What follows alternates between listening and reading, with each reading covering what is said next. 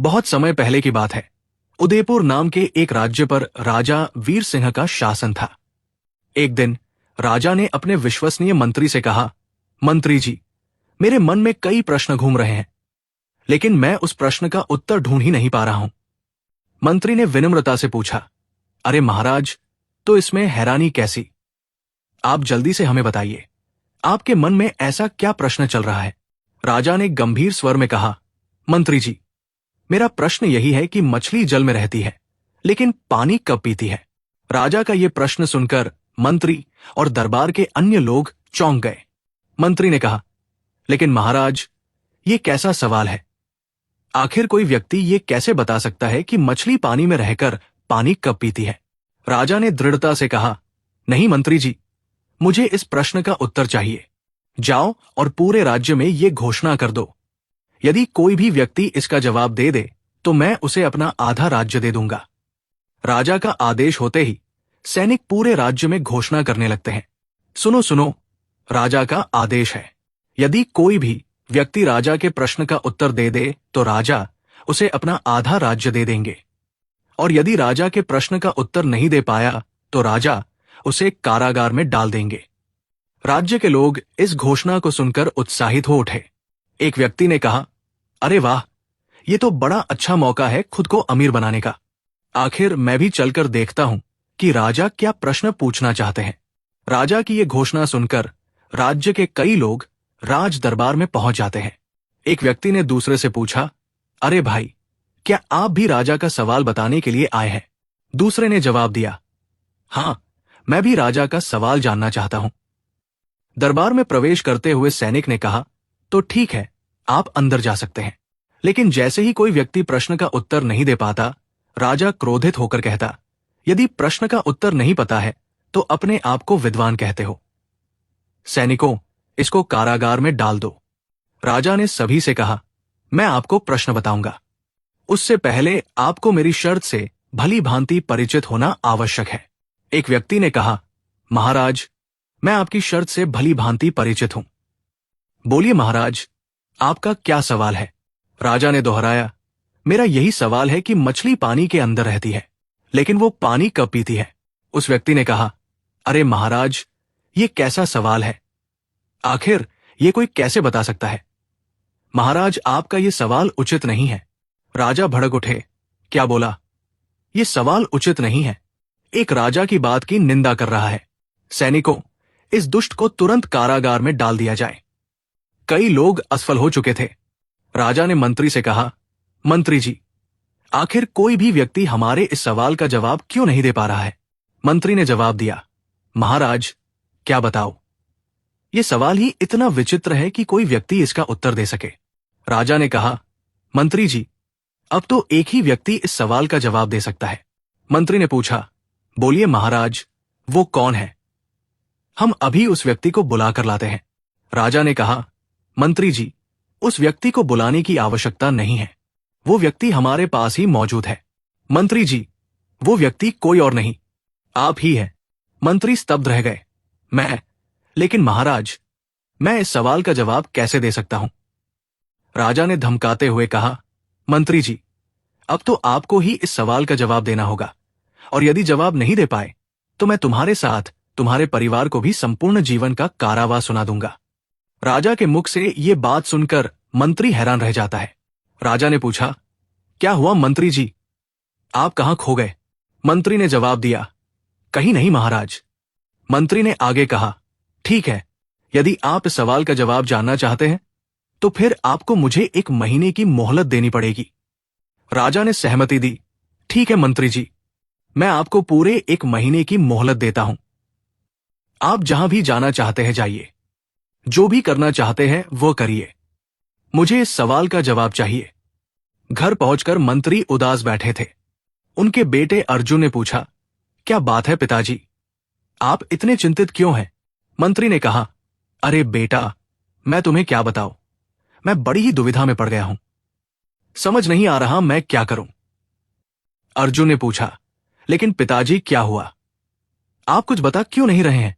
मंत्री ने सारी बात बताई। बेटा, राजा का एक प्रश्न है जिसका जवाब मुझे देना है, और यदि जवाब नहीं दे पाया तो राजा हम सभी को जीवन भर के लिए कारागार में डाल देंगे। अर्जुन ने पूछा, पिताजी, ऐसा कौन सा सवाल है जिसका जवाब आप भी नहीं दे पा रहे हैं? मंत्री ने कहा, बेटा, राजा का सवाल है कि मछली जल में रहती है लेकिन पानी कब पीती है? यदि कोई व्यक्ति इसका जवाब दे देगा तो राजा उसे अपना आधा राज्य दे देगा, और यदि जवाब नहीं दे पाया तो उसे संपूर्ण जीवन के लिए कारागार में डाल दिया जाएगा। अर्जुन ने कहा, लेकिन पिताजी, इस सवाल का जवाब तो कोई भी नहीं दे सकता। मंत्री ने कहा, वही तो मैं भी सोच रहा हूं बेटा कि इस सवाल का कोई जवाब नहीं है, तो आखिर कोई व्यक्ति इसका जवाब कैसे दे सकता है? बेटा, मेरी मानो तो तुम कल ही ये राज्य छोड़कर कहीं दूर चले जाओ। यदि राजा हमें कारागार में डाल देगा तो कम से कम तुम तो बच जाओगे, और यदि तुम भी मेरे साथ कारागार में डाले जाओगे तो मैं ये कैसे सहन कर पाऊंगा? कम से कम मुझे इस बात की तो खुशी होगी कि मेरा पुत्र बाहर सही सलामत है। अर्जुन ने विरोध किया, लेकिन पिताजी, मैं आपको अकेले छोड़कर भला कैसे जा सकता हूं? मंत्री ने कहा, नहीं पुत्र, तुम जिद ना करो। कल सुबह तुम्हें यह राज्य छोड़कर जाना है। सुबह होते ही मंत्री अपने बेटे को भेजने के लिए तैयारी कर लेता है। अर्जुन ने कहा, अच्छा ठीक है पिताजी, अब मैं चलता हूं। मंत्री ने कहा, बेटा, तुम ध्यान से जाना। यदि कोई तुम्हारा परिचय पूछे तो उसे सही परिचय मत देना। इतना कहकर अर्जुन वहां से निकल पड़ता है। अर्जुन चलते चलते राज्य से काफी दूर निकल जाता है तो रास्ते में उसे एक नदी दिखाई देती है। अर्जुन ने सोचा, अरे सामने तो नदी है, अब इसे पार कैसे करूं? मुझे तो यहां का रास्ता भी नहीं पता कि ये नदी कहां पर गहरी है और कहां पर गहरी नहीं है। कहीं मैं गहरे पानी में चला गया तो मैं तो डूब जाऊंगा। मुझे तो तैरना भी नहीं आता है। मैं ऐसा करता हूं, यहीं पर बैठकर किसी राहगीर का इंतजार करता हूं जो इस नदी को भली भांति जानता हो। मैं उसी के साथ ही इस नदी को पार कर जाऊंगा।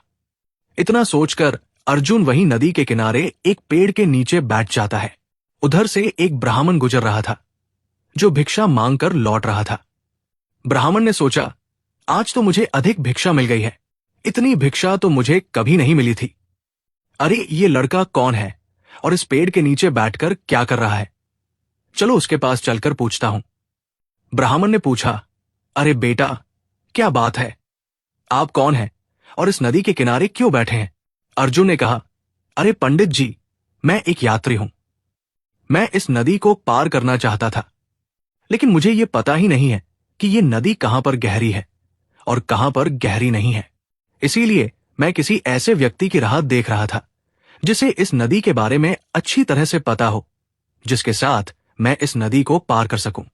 ब्राह्मण ने कहा, अरे बेटा, तुम चिंता ना करो, मैं इस नदी को अच्छी तरह से जानता हूं। तुम मेरे पीछे पीछे आ जाओ, मैं तुम्हें भी नदी पार करवा देता हूं। इतना कहकर ब्राह्मण अपनी धोती को ऊपर उठाता है और नदी के पानी में उतर जाता है। पीछे से अर्जुन भी पानी में उतरने के लिए आगे बढ़ता है। ब्राह्मण ने कहा, अच्छा बेटा, तुम अपनी धोती को ऊपर चढ़ा लो। अर्जुन ने कहा, नहीं पंडित जी, मैं ऐसे ही नदी में उतरूंगा। यह सुनकर ब्राह्मण आश्चर्यचकित रह जाता है। फिर अर्जुन ऐसे ही नदी में उतर जाता है। धीरे धीरे वे दोनों ही नदी को पार कर लेते हैं। ब्राह्मण ने पूछा, वैसे बेटा, तुम जा कहां रहे हो? अर्जुन ने कहा, पंडित जी, मैं शहर जा रहा हूं। मैं 100 मील दूर से चलकर आ रहा हूं। ब्राह्मण ने कहा, बेटा, तो फिर तुम्हें बहुत जोर की भूख भी लगी होगी। अर्जुन ने कहा, हां, भूख तो लगी है, लेकिन इस जंगल में खाना कहां मिलेगा? ब्राह्मण ने कहा, अरे बेटा, तुम चिंता ना करो, तुम मेरे साथ हमारे घर चलो, वहां कुछ खाना पीना भी खा लेना, फिर आराम से चले जाना। दोनों चलते चलते जल्दी ही ब्राह्मण के घर पर पहुंच जाते हैं। ब्राह्मण की एक बेटी थी जिसका नाम काजल था। ब्राह्मण ने कहा, अरे बेटी, जरा इन्हें पानी पिलाओ, मैं अभी दुकान से कुछ मिठाई ले आता हूं। इतना कहकर ब्राह्मण वहां से चला जाता है। तभी काजल एक घड़े में पानी भरकर लाती है। काजल ने कहा, ये लीजिए, पानी पी लीजिए। अर्जुन ने कहा, यदि आप बुरा ना माने तो मैं आपसे कुछ पूछना चाहता हूं। काजल ने कहा, हाँ पूछिए, आप क्या पूछना चाहते हैं? अर्जुन ने कहा, मैं आपसे यह पूछना चाहता हूं कि आपका यह घड़ा कच्चा है या पक्का है? काजल ने कहा, ये घड़ा अभी कच्चा है। अर्जुन ने कहा, यदि घड़ा अभी कच्चा है तो मैं आपके हाथ का पानी नहीं पी सकता। उन दोनों की ये बात ब्राह्मण सुन लेता है। ब्राह्मण क्रोधित होकर बोला, अरे दुष्ट, मैं तुझे मुसाफिर समझकर यहां बुलाकर ले आया और तू मेरी बेटी से ऐसी बातें कर रहा है। चल निकल यहां से। इतना सुनते ही अर्जुन वहां से उठता है और वहां से चला जाता है। काजल ने कहा, अरे पिताजी ने ये क्या किया? वो कोई साधारण इंसान नहीं था, वो तो बहुत बुद्धिमान लगता है। काश कि मेरा विवाह उसी व्यक्ति के साथ हो जाता तो मेरी किस्मत ही बदल जाती। फिर काजल ने कहा, अरे पिताजी, मैं बाजार से कुछ मंगवाना चाहती हूं, जरा आप बाजार को चली जाइए। ब्राह्मण ने कहा, हां बोलो, तुम्हें क्या चाहिए? मैं अभी तुम्हारे लिए बाजार से ले आता हूं। काजल ने कहा, पिताजी, ये लीजिए 4, इसमें से 1 रुपया की प्यारी ले आना और 1 रुपया का प्यारा ले आना और 1 रुपया की ऐसी चीज लाना जो अंदर से सख्त हो और बाहर से नरम, और 1 रुपया की ऐसी चीज लाना जो बाहर से सख्त हो और अंदर से नरम हो। ब्राह्मण ने कहा, अच्छा ठीक है बेटी, मैं अभी लेकर आता हूं। ब्राह्मण चलते चलते जल्द ही बाजार में पहुंच जाता है। दुकानदार ने बोला, आइए आइए पंडित जी, बोलिए आपको क्या चाहिए? ब्राह्मण ने कहा, अरे भाई, ये लीजिए 4, आप मुझे 1 रुपया की प्यारी दे दीजिए और 1 रुपया का प्यारा दे दीजिए और 1 रुपया का दीजिए जो बाहर से नरम हो और अंदर से सख्त, और 1 रुपया का दीजिए जो बाहर से सख्त हो और अंदर से नरम। दुकानदार ने कहा, अरे आप क्या कहना चाहते हैं? ब्राह्मण ने कहा, अरे भाई, मैं वही कहना चाहता हूं जो आपने सुना है। ये सामान मेरी बेटी ने मुझसे मंगाया है, मैं वही लेने आया हूं। दुकानदार ने कहा, लेकिन पंडित जी, ये प्यारा प्यारी, अंदर से सख्त, बाहर से नरम, ये सब क्या है? ये पकड़िए पंडित जी अपने पैसे, मेरे पास ये सब कुछ नहीं है। ब्राह्मण पैसे लेकर दूसरी दुकान पर जाता है और उससे भी यही बात बोलता है। दुकानदार ने कहा, अरे पंडित जी, आप पागल तो नहीं हो गए? ये आप क्या बोल रहे हैं? आप स्पष्ट रूप से बताइए, आपको क्या चाहिए? इसी प्रकार ब्राह्मण पूरे बाजार को छान मारता है, लेकिन कोई भी दुकानदार उसकी बताई वस्तुओं को उसे नहीं दे पाता। तभी उधर अर्जुन आता है और देखता है। एक दुकानदार ने ब्राह्मण से कहा, अरे पंडित, तू सठिया गया है, क्या तुझे कुछ शर्म है या नहीं है?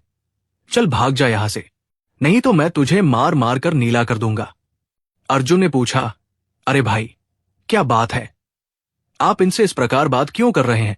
दुकानदार ने कहा, अरे भाई, देखिए ना, ये पंडित मुझे 4 रुपए दे रहा है और मुझसे 1 रुपया की प्यारी मांग रहा है और 1 रुपया का प्यारा मांग रहा है और 1 रुपया का मांग रहा है जो अंदर से नरम हो और बाहर से सख्त, और 1 रुपया का मांग रहा है जो बाहर से सख्त हो और अंदर से नरम। अब आप ही बताइए, मैं इसे क्या दूं? अर्जुन ने कहा, अरे भाई, आप शांत हो जाइए, मैं बताता हूं इन्हें क्या चाहिए। आप इन्हें 1 रुपया का नाखूनी दे दीजिए, जिसे स्त्री अपने नाखून पर लगाती है। ये नाखूनी औरतों को बहुत प्यारी होती है। और 1 रुपया का इन्हें सिंदूर दे दीजिए, क्योंकि सिंदूर स्त्रियों का अत्यधिक प्यारा होता है। ये हो गया प्यारा प्यारी का। अब इन्हें 1 रुपया का कच्चा नारियल दे दीजिए, जो बाहर से सख्त और अंदर से नरम होता है, और 1 रुपया का इन्हें छुआरा दे दीजिए, जो बाहर से नरम और अंदर से सख्त होते हैं। दुकानदार ने कहा, अरे भाई, तो इन्हें साफ साफ बोलना चाहिए ना। दुकानदार तुरंत ही ये सारी चीजें एक थैले में डालकर ब्राह्मण को दे देता है। ब्राह्मण तुरंत ही वो थैला लेकर वहां से चला जाता है। घर पहुंचकर ब्राह्मण ने कहा, अरे बेटी, आज तो मैं मरते मरते बचा। काजल ने पूछा, वो कैसे पिताजी? आप तो एकदम ठीक है। ब्राह्मण ने कहा, बेटी, तुमने जो सामान मंगाया था उसी के चक्कर में मैं पिटते पिटते बचा। शुक्र है उस इंसान का जिसने मुझे बचा लिया और मैं ये सामान लेकर वापस आ सका। फिर ब्राह्मण सारी कहानी अपनी बेटी को सुनाता है। ब्राह्मण ने कहा, बेटी, मुझे तो लगता है वो आदमी बहुत बुद्धिमान है। काजल ने कहा, हाँ पिताजी, आपने एकदम ठीक कहा, वो कोई साधारण व्यक्ति नहीं है, वो एक बुद्धिमान इंसान है। ब्राह्मण ने कहा, लेकिन बेटी, यदि वो इतना ही बुद्धिमान है तो फिर जब मैं नदी पार करने वाला था तो मैंने अपनी धोती को ऊपर उठा लिया था ताकि मेरी धोती भीगे ना और गंदी भी ना हो। लेकिन जब मैंने उस युवक को धोती ऊपर करने को कहा तो उसने धोती ऊपर उठाने को मना कर दिया। वो धोती को ऊपर उठाए बिना ही नदी में घुस गया। काजल ने कहा, पिताजी, उन्होंने धोती ऊपर इसलिए नहीं उठाई क्योंकि दरिया में अनेक प्रकार के जहरीले जीव होते हैं। यदि कोई जहरीला जीव उन्हें काट लेता तो अनर्थ हो जाता। यदि ऐसे कोई जीव उनको काटने की कोशिश करता तो वो कपड़े में ही रह जाता। ब्राह्मण ने कहा, हाँ बेटी, तुम एकदम ठीक कह रही हो।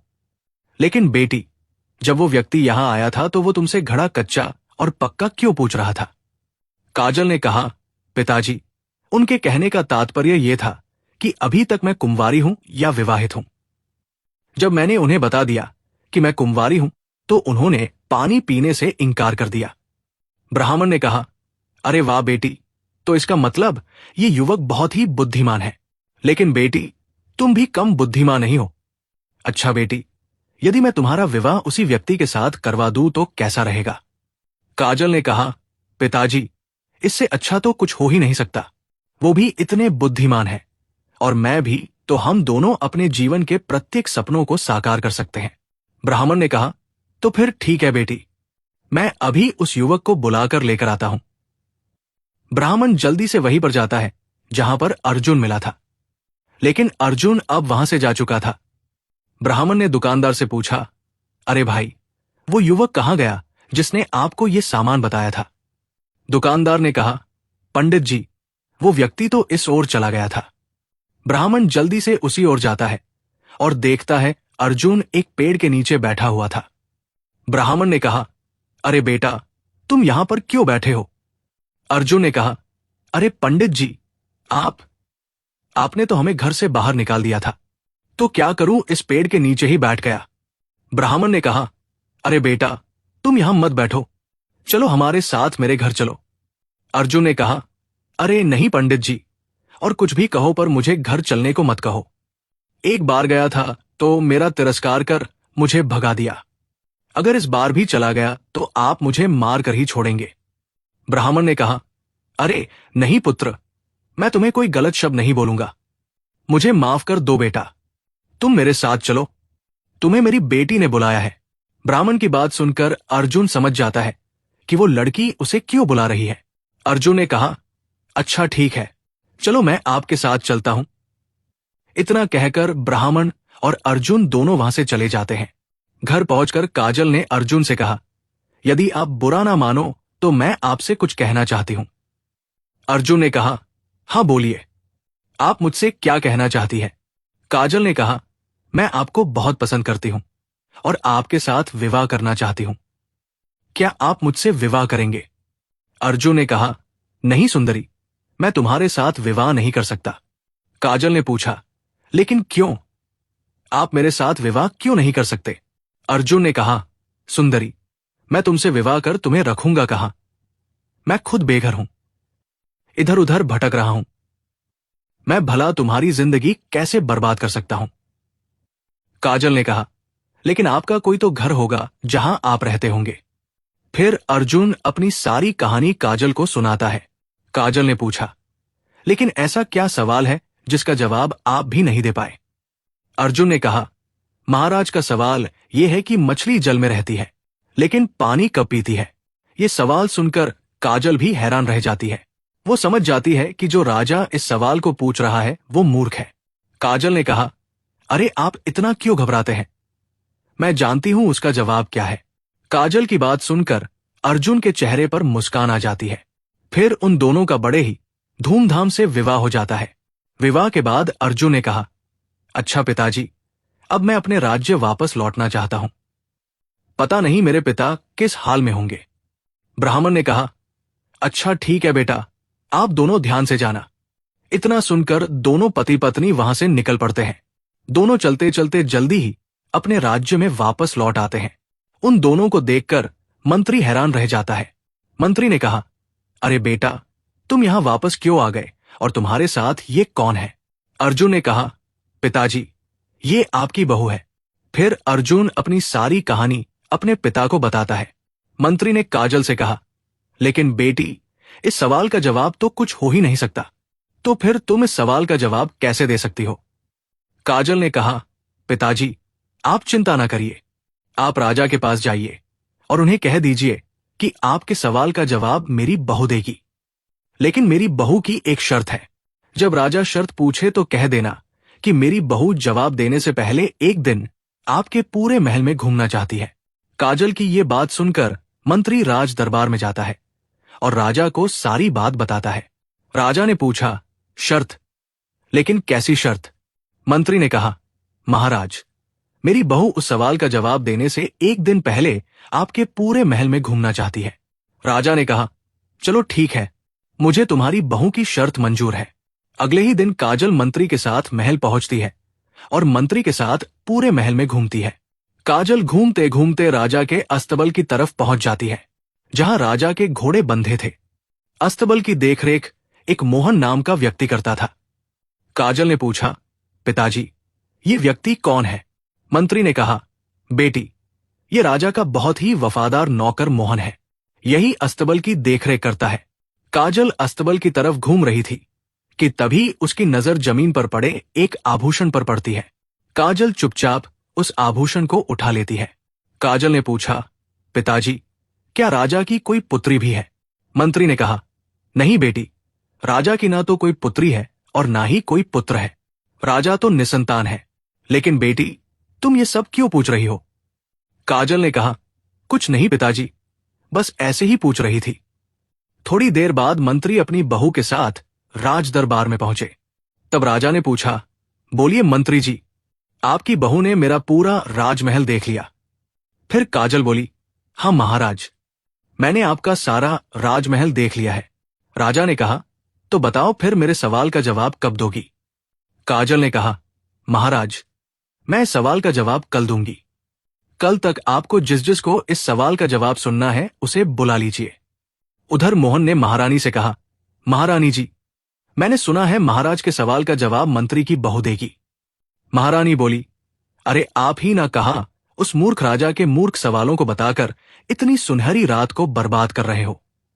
तुम मुझ पर ध्यान क्यों नहीं दे रहे हो? महारानी उस नौकर मोहन से प्रेम करती थी, इसलिए मोहन उसका प्रेमी था।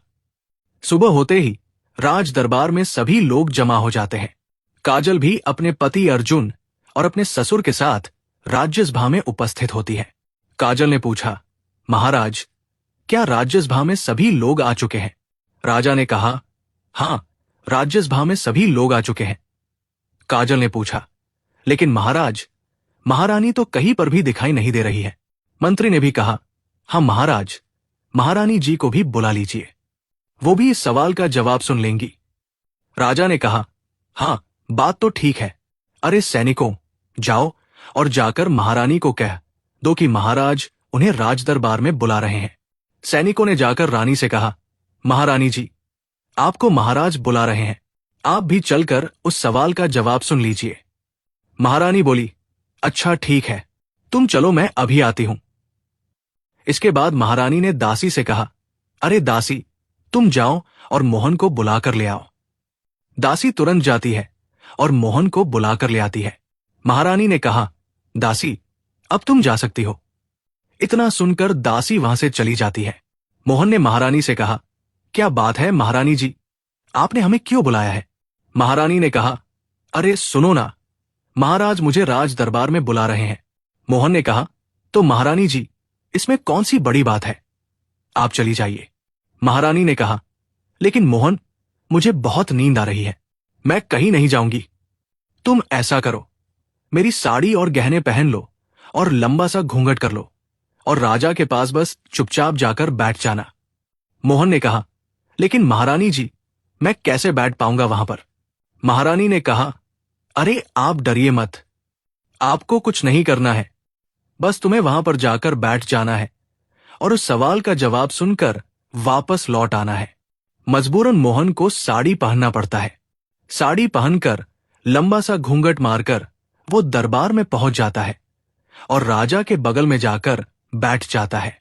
काजल ने सोचा, अरे ये क्या, महारानी जी इतना लंबा घूंघट क्यों लेकर बैठी है, कहीं कोई गड़बड़ तो नहीं है? काजल ने पूछा, महाराज, महारानी जी तो आ गई है, अब और तो कोई नहीं बचा है ना? राजा ने कहा, नहीं, अब कोई भी शेष नहीं है, चलो अब सवाल का जवाब बताओ। काजल ने कहा, महाराज, अभी भी एक आदमी शेष है जिसका नाम मोहन है। राजा ने कहा, अरे हां, मैं तो मोहन को भूल ही गया। अरे सैनिकों, तुम जल्दी से जाओ और मोहन को भी बुला कर लाओ। सैनिक तुरंत ही जाकर देखते हैं तो अस्तबल में कोई भी नहीं होता। सैनिकों ने कहा, महाराज, मोहन तो अस्तबल में नहीं है। मुझे लगता है मोहन घोड़ों के लिए घास लेने गया होगा। राजा ने कहा, अच्छा, कोई बात नहीं। यदि वो नहीं है तो कोई बात नहीं। काजल ने कहा, महाराज, मैं आपसे कुछ पूछना चाहती हूं। राजा ने कहा, हां, आप पूछिए, क्या पूछना चाहती है। काजल ने कहा, महाराज, मैं आपसे यही पूछना चाहती हूं कि आप इस राज्य के राजा हैं और हम सब आपकी प्रजा है। इस नाते से आप हम सबसे बड़े हैं और यहां पर आप ही सबसे बड़े हैं। आपकी ये सारी प्रजा आपके बच्चों के समान है और आप इस प्रजा के पिता हैं। राजा ने कहा, हाँ काजल, आप एकदम ठीक कह रही है। ये मेरी प्रजा मेरे बच्चों के समान ही है। काजल ने कहा, महाराज, यदि ये प्रजा आपके बच्चों के समान है तो महारानी जी का ये घूंघट किस लिए? महारानी जी से कहिए कि अपना घूंघट उतार दें। यहां पर तो उनके सभी बच्चे हैं। राजा ने कहा, अरे हां, तो इसमें कौन सी बड़ी बात है? मैं अभी महारानी जी का घूंघट उतरवा देता हूं। महारानी जी, आप घूंघट किस लिए किए हैं? यहां पर तो सभी आपके बच्चे हैं। चलो अपना घूंघट उतार दो। राजा के कई बार बोलने पर जब घूंघट नहीं उतरा तो राजा को बहुत क्रोध आया।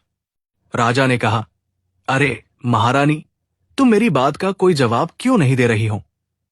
अब तो तुम्हारा घूंघट मुझे ही खोलना पड़ेगा। इतना कहकर राजा घूंघट उठा देते हैं तो सभी लोग देखकर हैरान रह जाते हैं। राजा का मुख तो खुला का खुला ही रह जाता है। काजल ने कहा, महाराज, क्या अब भी आपको अपने सवाल का जवाब जानना है?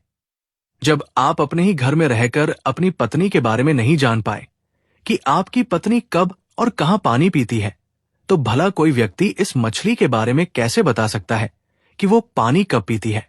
राजा ने कहा, मंत्री जी, मुझे माफ कर दीजिए। मैं ही गलत था जो आपसे ऐसे बेतुके सवाल पूछ रहा था। सैनिकों, हमने जिस जिस को भी बंदी बनाया है उन सभी को आजाद कर दो और इस मोहन के साथ साथ महारानी को भी फांसी पर चढ़ा दो। इसके बाद राजा ने अपना आधा राज्य अर्जुन और उसकी पत्नी को दे दिया, जिसके बाद अर्जुन और उसका परिवार खुशी से रहने लगे। दोस्तों, आपको हमारी ये कहानी कैसी लगी, ये हमें कमेंट करके जरूर बताएं।